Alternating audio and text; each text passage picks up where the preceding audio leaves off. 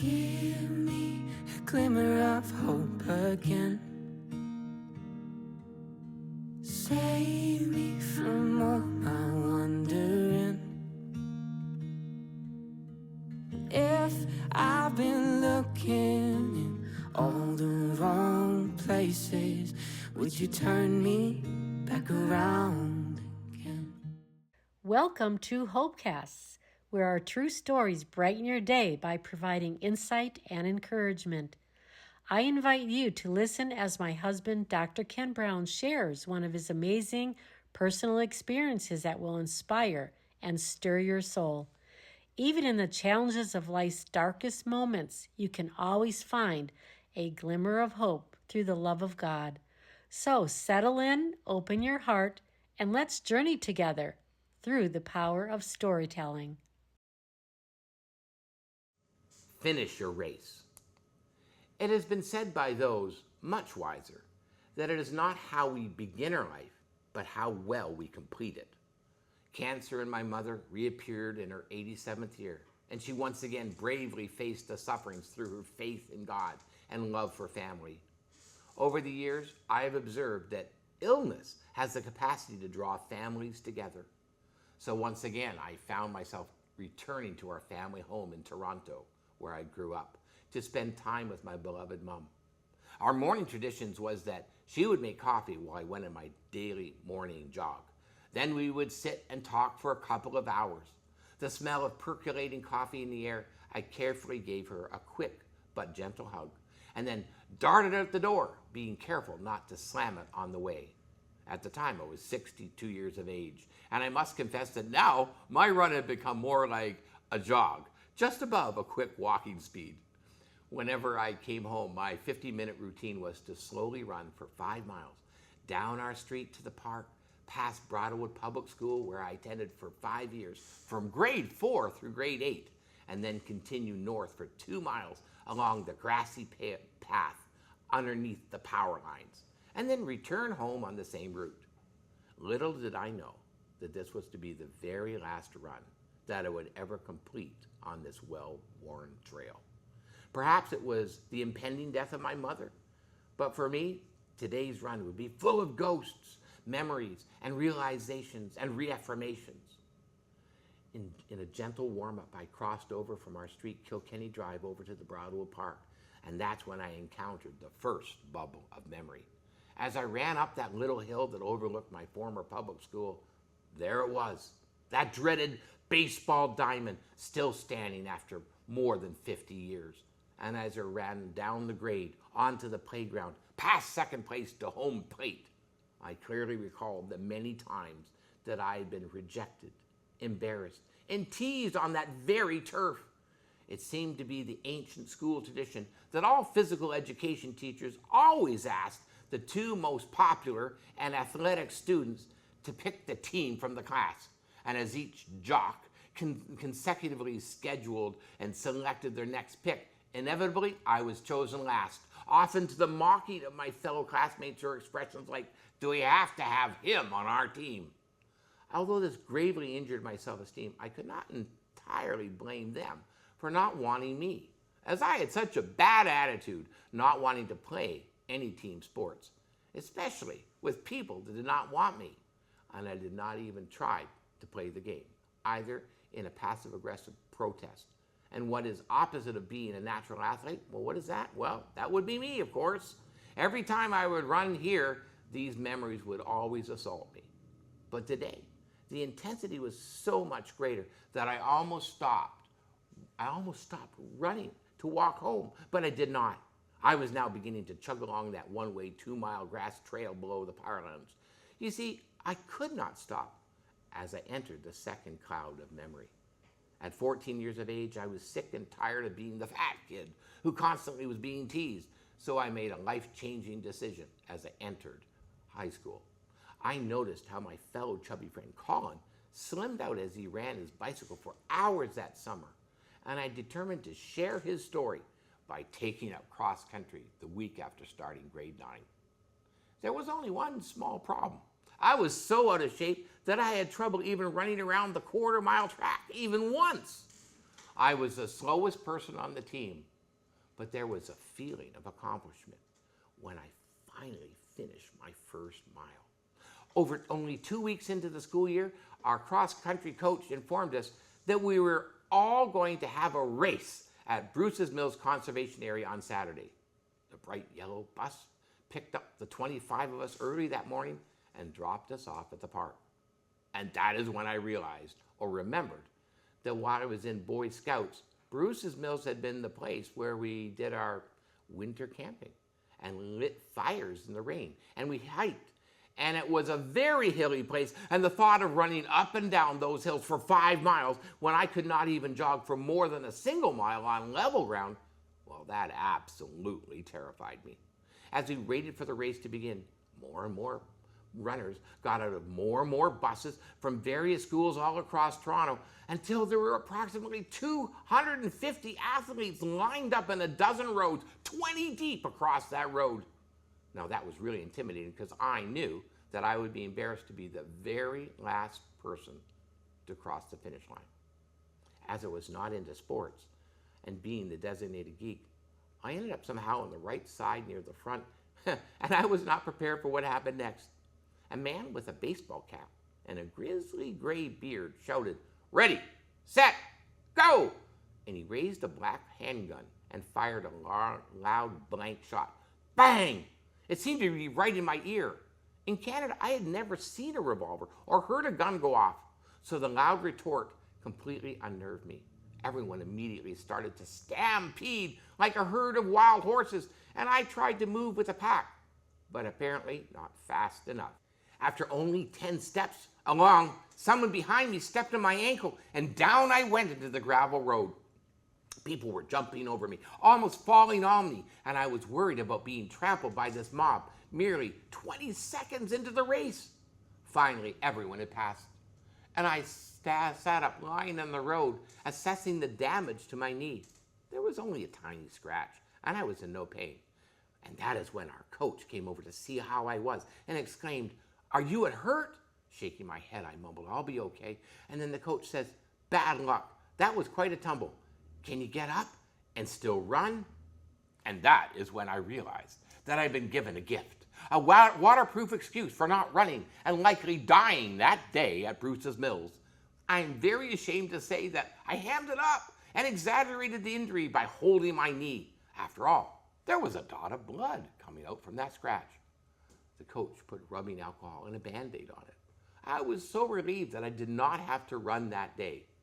However, less than an hour later, one by one, the whole team came over to me to say how sorry they were that I had been injured, and I repeatedly explained, then told them my lies, and showed them the Band-Aid to convince them that I was some type of heroic martyr for the team.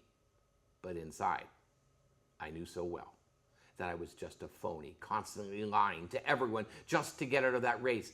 How I despised myself and my weakness in body and personal integrity.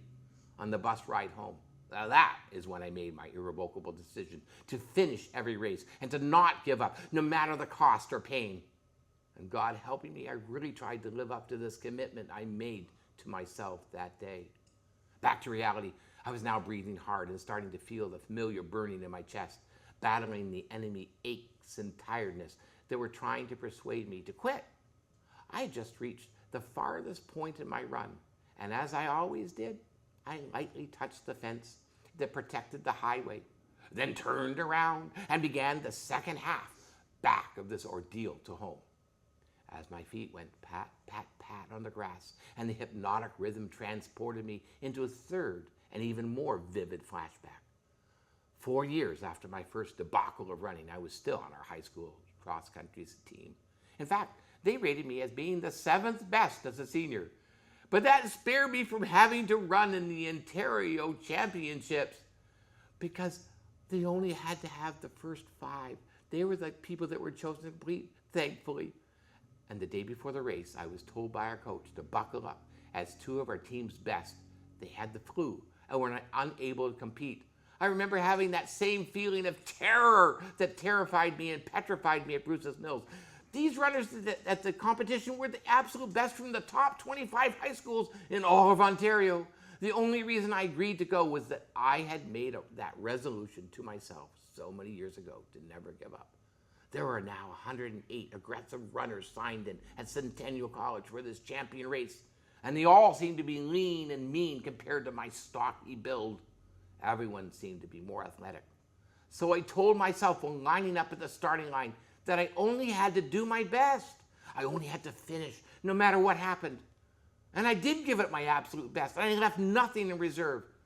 But no matter how hard I tried, 1-to-1, the racers passed me until I was at the end of the pack. I tried to keep up, then catch up, and I fell further behind and further behind until there was no one I could see in front of me or behind me. And still on I pressed, chest literally on fire, puffing like a steam engine, muscles screaming, and every insect shouting at me to stop. My mind was yelling, "What's the use? You're nothing but a loser. You already know you have lost. Just quit." But I had to be true to myself. So I ran this race against myself. The prize? To finish. And finish I did. 103rd out of 108 racers. Most of the runners had already packed up and were beginning to leave by the time I crossed the finish line, and there was no one left to cheer me on or watch me to complete the race. I won. I knew that I had won, not only because I actually did finish the race and did not give up, because the runners number 104, 105, 106, 107, and 108 did give up. And in my heart, I knew that God had helped me to triumph over my weakness and self-doubts. Coming out of these powerful reflections and returning to the present, I had just completed the power line segment of my run. So once again, I crossed that street, running around my former public school to face that baseball diamond. Only this time, I stomped over every one of those ghosts, squashing those two lines, stamping over my humiliation and shame, till every trace had been trampled into the dirt of that playground. On this run, I had a revelation from God that I was no longer that chubby boy that would rather quit than fail, that would rather avoid than try. That was the old me that would rather live in shame and obscurity than endure the pain it takes to become a man. But now I was finally free because the Lord had remade me inside and out. I began to ponder how many of my former classmates were still alive, still healthy, and still able to run 5 miles. A smile came to my face as I thought, I bet you that they'd pick me now. And I gave thanks to God for being my coach and my trainer, who was not finished in the person he was creating. And that's the exact moment when I jogged up my mother's driveway and barged in through her door, so happy to report this epiphany. Even in her pain, my caring mom listened to me recount every detail, every memory, and the insights that God had been giving me. She exclaimed how over the years she had observed this transformation in me. And like always, she was so supportive. What a wonderful talk we had that morning over coffee. And a few short months later, my dear mother faithfully finished her race. No more runs, no more talks or visits, but her quiet heroism, endurance, and compassion of my mother, I hope, lives on inside of me. All our family agreed that the best Bible verses that fit our mother was 2 Timothy 4:7, which says, I have fought the good fight. I have finished the race.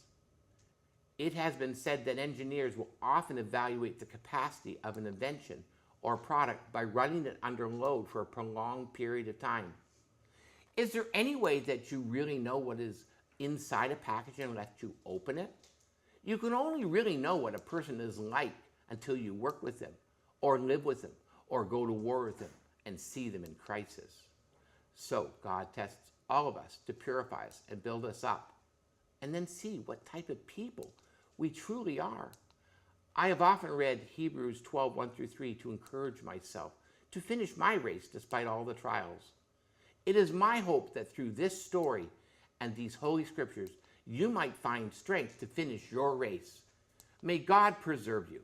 Therefore, since we are surrounded by such a great cloud of witnesses, let us throw off everything that hinders and the sin that so easily entangles, and let us run with perseverance the race marked out for us, fixing our eyes on Jesus, the pioneer and perfecter of faith. For the joy set before him, he endured the cross, scorning its shame, and he sat down at the right hand of the throne of God. Consider him who endured such opposition from sinners, so that you will not grow weary and lose heart. May the Lord strengthen you and help you as you're finishing the race that God has set before you in your life. But don't do it alone. Do it with God. God bless you. Thank you for tuning into HopeCasts for inspiring stories that will touch your heart. If today's story encouraged you, then please subscribe to our channel and visit us at hopecasts.org to learn more. You can also watch the video version of this story and many more from Dr. Brown on our HopeCasts, YouTube, or listen on our Spotify, Apple, or Amazon Music podcasts. Until next time, keep holding on to hope, and please share these stories with someone who really needs encouragement. May God bless you. I've been searching and I've been seeking. It seems like you're nowhere to be found, and I'd do anything just to see you. If I close my eyes, will I see you now? 'Cause I know faith hopes in what can't be seen, but my hope feels like a distant dream. Give me a glimmer of hope again. Save me from all my wandering. If I've been looking in all the wrong places, would you turn me